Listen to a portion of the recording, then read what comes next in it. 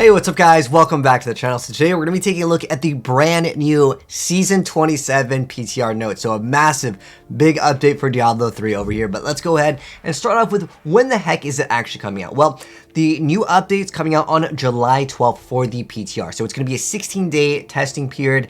And then usually later down the line, they may update us with what are the other changes. And then it's going to come out. So it might be a little bit before Season 27 comes out. But we have the official date of July 12th for everyone to get their hands on the PTR so we can actually get some testing done. So Tuesday, July 12th is when it actually starts. So what's actually coming in here? So there's going to be some class changes. So the Crusader, Necromancer, Wizard, and Monk are getting some set changes. So those are the classes to kind of keep an eye out for if you're looking to play something new. But every class will get something new in this season 27. So what is this new season theme, right?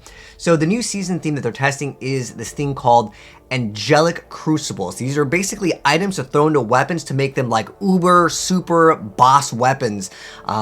These are going to be insanely powerful. So let me go ahead and go over what the heck they do. So how it works is there's a new consumable called Angelic Crucibles. You're going to be getting these once the area is level 70, so they can drop anywhere in Sanctuary at level 70. So it's going to be like an endgame mechanic. So what you do is you sanctify any equipable legendary item. Sanctifying an item reforges it to have perfect ancient level stats on all affixes while also preserving the item's legendary power. So basically what we're going to be able to do is get any legendary that drops in the game that has maybe the stats we want on it, but maybe they didn't roll very high. Maybe it's not even an ancient weapon, because it says it just has to be an equipable legendary item. It doesn't say that it has to be ancient. So you can just take it, any legendary drop that maybe roll with the correct stats, or maybe you can still re-roll them. I'm not sure if we can still use the mechanic of re-rolling certain things after it becomes that. But nonetheless, we re-roll it to become a angelic weapon, basically, and it's going to be even more powerful. So what do these new things do? Well, let's go ahead and go into, first off, like kind of like the rules of these new Angelic Crucibles. So they can only be acquired in seasonal play. They don't transfer over when the season ends. They can drop, like I said before, once the area is 70. Players can obtain as many sanctified items as they would like. However, only one sanctified item can be equipped at a time. More than likely, this will be your weapon, as that's going to offer like the most potential for like, boost in damage. Sanctified items can be sanctified again using another Angelic Crucible. So you can do it again, which is going to be interesting. Because I'm guessing maybe they roll with certain stats, and I'll get into that in a second. So no stats are preserved when sanctifying an item. So maybe it like completely re-rolls the item is what I'm maybe thinking. Again, that they're not really specifying on this. So I guess it may re-roll every single, like, I'm not sure if it re-rolls, like, if it re-rolls all of the stats on, like, let's say you have, usually it's like cooldown reduction is what you're going for on like weapons, right? That stat would be very important, and if that rolls off, then I guess at least you get to re-sanctify the item, right? So I'm not sure exactly if that's the case with it, but it seems like it. It says only level 70 equipable items can be sanctified. Crafted items cannot be sanctified, okay? And then also followers cannot use them because they're very powerful. Okay, so each different class gets its own sanctified set of rolls. So each one gets about 3 of them, I believe. So let's go over Barbarian first. So Barbarians, and I believe you only get one of these powers. I don't think you get all of these as a roll, unless it says that you can re-sanctify them. I'm guessing it will delete like the other one. But again, I'll show you guys gameplay when it does come out in a few days here. But for Barbarian, we have Whirlwind pulls in and holds all enemies within 25 yards. The next one over here, Hammer of the Ancients hits in all directions around the Barbarian. Every 7th cast of Hammer of the Ancients unleashes a powerful shockwave. The other one is at number 3, hitting enemies generates stacks of Tempest Rhythm. Activating Wrath of the Berserker consumes 50 stacks of Tempest Rhythm and startles enemies within 16 yards, causing them to take 0.5% increased damage per stack for 10 seconds, max 100 stacks. So it's like a potential up to 50% extra damage. So that's kind of nice over there, maybe for some group play. Because it is all increased damage, so this can maybe be used for like some sort of support Barbarian, which would be interesting, or even just pulling in all the enemies. I'm sure Ancient Spears are just going to be used to pull in enemies anyways, but that could be another option. I'm curious to see if that becomes some other way to play like a support barb. Next up though, we have the Crusader. So these are the 3 legendary like new additional angelic abilities that you can get. So Blessed Hammer now crackles with energy, damaging enemies within 15 yards of its path. All runes but Dominion now throw the hammer in a direct path in front of the Crusader. The other one is every 2 seconds, call down Fists of the Heavens on a random nearby enemy. The last one is after casting Falling Sword, you descend from the sky with 2 archangels that wield immense holy skills and benefit from your holy damage skill modifiers. Curious to see if this is actually going to be very, very powerful. I'm assuming everything's going to be super powerful because, you know, part of the new thing. But sometimes with pet builds, when we get them in addition, this does say they benefit from them, so hopefully this will be like just super powerful. Next up though, for the Demon Hunter, we have Strafe now cast the last non-channeled hatred spending ability casted. Now, I'm really curious to see if it continuously does it, or is it just cast at one time? Because if it continuously casts things like multi-shot, you can strafe and multi-shot, that's going to be amazing. I feel like, for me, theory crafting is going to go up the roof with Demon Hunter, and I like this idea. So far, this is my favorite. Next up, for the second ability, Casting Vengeance unleashes a barrage of rockets that deal damage equal to a percentage of the enemy's current hit points. The percentage per rocket is reduced if the enemy is an elite or boss. This effect cannot occur more than once every 60 seconds. So, wondering what that percentage is. That could be good maybe for the Rift Guardian. And then lastly over here, we have Firing Cluster Arrow concentrates its explosive force into a piercing ray of light. So maybe like a giant beam coming out. Okay, so that's interesting. I still think the first one is just so cool. Again, if it just rapidly casts multi-shot while we're strafing, that's going to be fun. Next up though, for Monk, we have Casting Wave of Light now summons a bell at the target location that deals damage when the caster attacks the bell. Up to 7 bells can be active at one time, so you can stack up to 7 of these. Maybe you can do like an amazing like shotgun, so like maybe there's some overlap damage on it. I'm really curious to see how good this is because it sounds really good. And I'm not sure if when you attack it, if it has to be like an actual attack, like it becomes something we can actually hit, or if we just need to cast around it and it'll just proc whatever extra damage on it. Next up though, we have the Way of the 100 Fists combo punches, uses the second stage combo punch. So that's like, I believe, when it hits really, really fast. So this could be interesting as well. The next one is the target of your 7-sided strike is barraged with spiritual punches for 15 seconds. This can only affect one enemy at a time. So it could be potentially really good for, let's say, a Rift Guard, an extra 15 seconds. It's just getting barraged by more damage. It's pretty good stuff indeed. Next up though, for the Necromancer, this one is really cool as well. So a golem now picks up corpses within 20 yards. Each corpse it stores allows you to cast any corpse spending ability with the max number of corpses consumed per cast. Up to 30 corpses can be stored, so really good for maybe some corpse explosion fun. Then on top of that, enemies within 50 yards are constantly assaulted by the Army of the Dead unconventional warfare while this item is equipped. So it's just constant, like maybe like an aura of damage. This could be kind of fun too. I really like playing the Lancer Necromancer, if you guys actually remember that, where you could just walk and it would just like destroy everything. It's not a really good push build, but it can do up to T16, and it is really, really, really, really fast. Next up though, hitting enemies with the Death Nova 5 consecutive times adds a spirit that afflicts an enemy every 5th cast of Death Nova. Up to 3 spirits can be sent at a time. So maybe some sort of like, almost like maybe like Haunt for like the Witch Doctor, so extra damage. That can be interesting as well. We'll have to wait and see how powerful that is. And then with Witch Doctor, 5 seconds after casting call, all enemies within 50 yards are pulled to the Witch Doctor. So it just groups up everything for maybe that awesome Piranha-nado. Could be used in combination with that. Next up, Horrify becomes an aura that causes enemies to receive 15% more damage and deal 15% less damage to in addition to its other effects.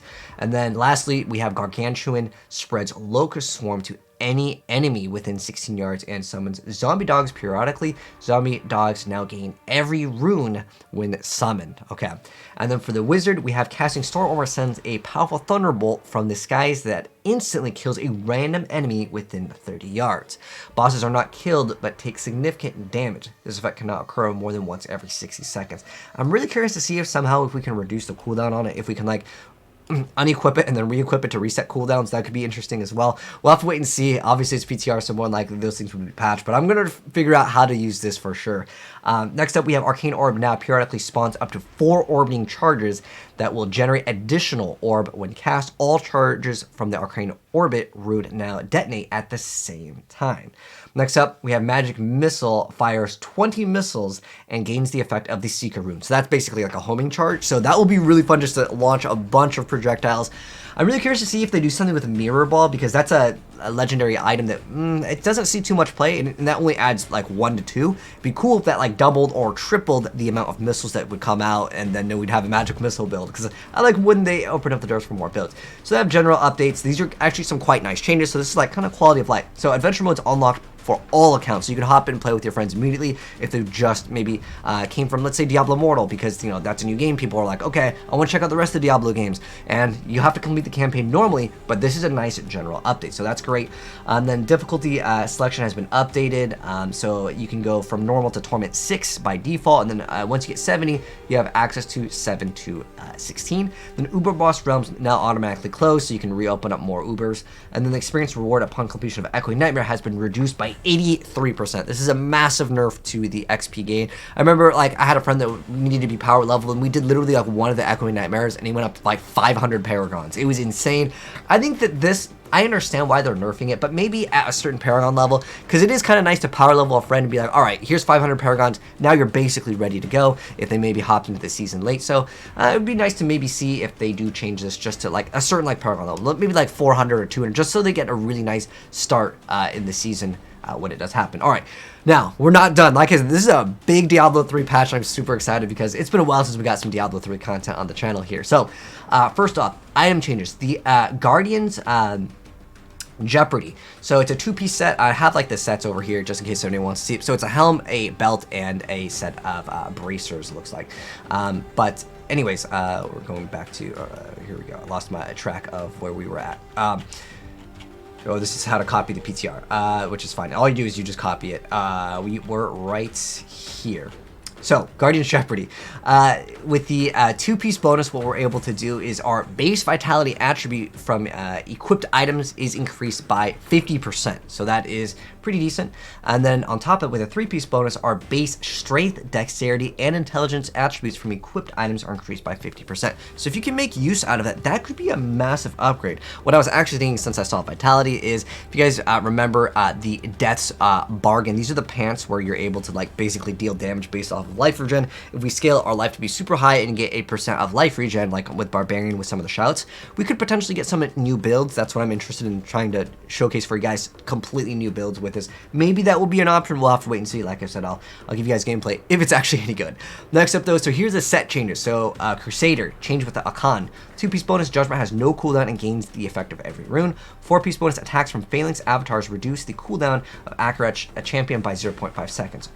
And also apply Condemn when attacking enemies that are affected by Judgment. Then Eternal Union getting a massive buff. I believe this is the ring, right? I had it on the tab over here. This is the ring. So what it does is increases the duration of your Phalanx avatars by 200%. Now, they just last forever. So that's going to be really cool to see as well. Being able to have them just last forever would be really nice. Just for, you know, obviously this also applies so you can keep up your Akan the whole time. Hopefully that is. Next up, with the Necromancer, we have the Trag-Ul set change. So we have with the 2-piece bonus, Blood Rush and Blood Siphon gains the effect of every rune, and our life spending abilities no longer cost essence. This is going to be interesting. And with the Trag-Ul 4-piece, while at full life, your healing from skills is added to your maximum life for 45 seconds, up to 300% more. Next up, with the 6-piece bonus, your life spending abilities deal 10,000% increased damage, and your healing from skills increased by 100%. With the Iron Rose, attacking with Siphon Blood has a 100% chance to cast a free Blood Nova after accumulating or cumulatively losing 10% of your maximum life. Your Death Nova deals 40% increased damage for 60 seconds. This effect stacks up to 10 times. Okay, that's a pretty massive 400%. And then with Funerary Pick, Siphon Blood from 2 additional targets. Each target takes 300% increased damage from you. The bonus from Siphon Blood, Power Shift, is now 20% per stack and benefits all skills. Okay, now thinking maybe Necromancer might be the one to go to with the Death's Bargain, because you can get extra like heals, and on top of that, 300% increased damage from you. Maybe this will proc with it. That could be very awesome. Next up, the DMO Wizard. Okay, so after casting Arcane Orb, Energy Twister, Magic Missile, Shock Pulse, Spectral Blade, Electrocute, Meteor, or Arcane Torrent, also class slow time at target. This is a massive change. DMO, it's got so many stats, because if you have to activate Triumvirate, which is the thing that activates give you more Arcane Orb damage, you have to get 3 stacks of those, and then you have to throw the slow time down, then you get to deal the damage, right? But now, it automatically doing this, this is massive.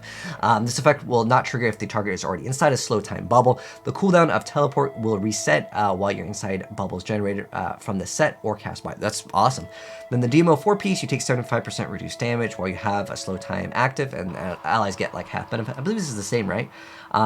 And then with the slow time, it gains the effect of every rune and permanently follows you. Wow, with the Crown of the Primus. That could be pretty fun to mess around with too, just so you can actually just move with it. But if it automatically casts there, that's going to be so awesome. I really like that change indeed.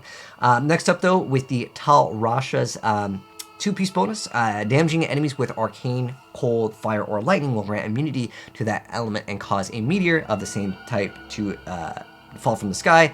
The same meteor cannot happen twice in a row. Okay. The next up, we have the Tal Rasha's 4-piece, arcane, cold, fire, lightning attacks. Each increase all of your resistances by 50% for 8 seconds. Smoldering core lesser enemies are now lured to your meteor impact areas. Meteors deal 40 to 50% increased damage on consecutive hits to the same target.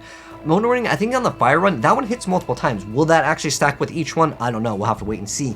But that could be kind of cool too. And then with the monk, we actually got a nerf on the Inez. So it says gain the passive abilities of the 5 rune mystic allies at all times. Attacking enemies creates your chosen mystic ally that lasts 15 seconds, up to 10 allies. The damage of your mystic allies increase by 900% for each mystic ally you have out. It says, no, Inna Mantra monks have been riding high on the waves of success for some season. It's time to bring in the nerf shark. Okay, bring in the nerf shark. So yeah, I mean, the Inna monk was good. I definitely did enjoy that one. I specifically like the wave one because that cleared out content very fast. And it just tells you how to participate in the PTR, which all you do is go in the .NET client. Instead of selecting like Diablo 3, you just select, and before, it's like right above where it hits play, you just select PTR. And that will be coming out very soon on the 12th. And I'll get you guys gameplay of all of the things very soon. But I'm excited. This season looks to be really, really fun with all of these changes, all of these new angelic, like super weapons. Gonna be very fun indeed. But anyways, let me know your guys' thoughts down below. And what are you guys playing in Season 27 first? I'm definitely playing Demon Hunter. That ability of just potentially just multi-shotting the entire like game screen is going to be very fun. But if you guys want to see gameplay and you're new, hit subscribe, turn the bell, and you'll definitely see it very soon. But take care, and I'll catch you guys in the next video. Peace.